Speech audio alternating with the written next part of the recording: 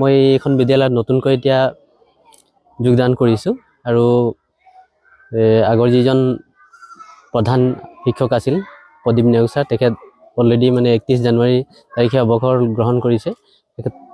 তেখেতৰ পিছতে মই সম্পূৰ্ণ মানে প্ৰধান শিক্ষকৰ দায়িত্ব গ্ৰহণ কৰিবলগীয়া আছে আৰু সম্পূৰ্ণ স্কুলখন চলাবলগীয়া হৈছে। আৰু কথা হ'ল এতিয়া এইখন বিদ্যালয়ত 6টাকৈ ক্লাছ অকলে চম্ভালিবলৈ খুব মানে জটিল হৈ পৰিছে। সেয়েহে এইখন বিদ্যালয়ত বিভাগীয় ফালৰ পৰা অতি সোনকালে শিক্ষক দিয়াৰ ব্যৱস্থা কৰে যে, এয়ে মোৰ অনুৰোধ থাকিল।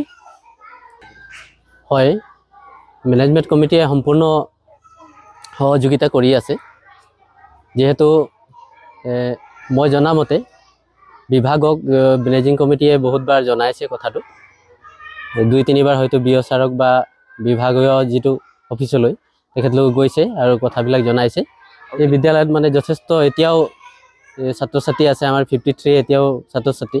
সেইবোৰ অনুপাতে মই এজনীয়া শিক্ষকে খুব কষ্ট কৰিবলগীয়া হৈছে 6টাকৈ ক্লাছ, যিহেতু ক শ্ৰেণীটো ইয়াত অন্তৰ্ভুক্ত হৈ আছে।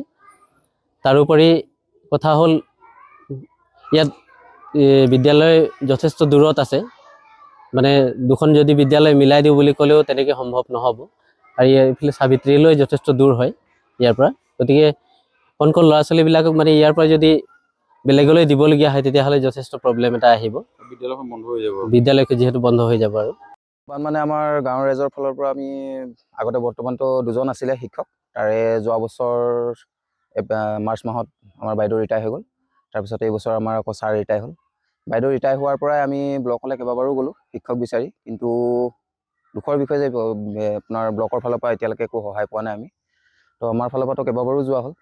এনেকৈ যদি আমাৰ বিদ্যালয়ত শিক্ষক যদি নাহে, অহা বছৰ কিজানি এখন বিদ্যালয়ত নতুন ষ্টুডেণ্ট আৰু নাহিব চাগে, কাৰণ কেলৈ এজন শিক্ষকে 6টা ক্লাছকৈ পঢ়াবলৈ অকণমান অসুবিধা হয়, আৰু যাৰ কাৰণে ল'ৰা ছোৱালীৰ শিক্ষাৰ মানদণ্ডটো বহুত কমি গৈছে।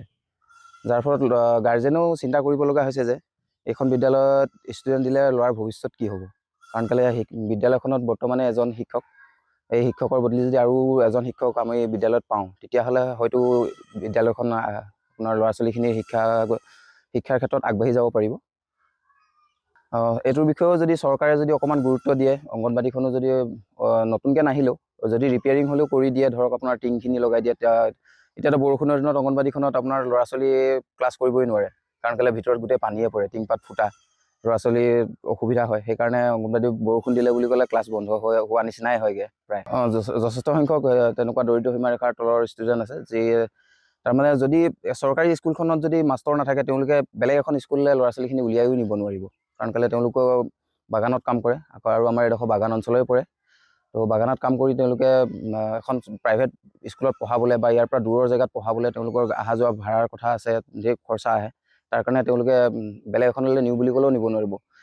সেই গতিকে এখন স্কুললৈ পঠাই থাকিব ল'ৰা ছোৱালীখিনি, কিন্তু আপোনাৰ শিক্ষক নাথাকিলে আপোনাৰ ল'ৰা ছোৱালীখিনিৰ পঢ়াৰ ক্ষেত্ৰত যথেষ্ট পিছ পৰি ৰ'ব।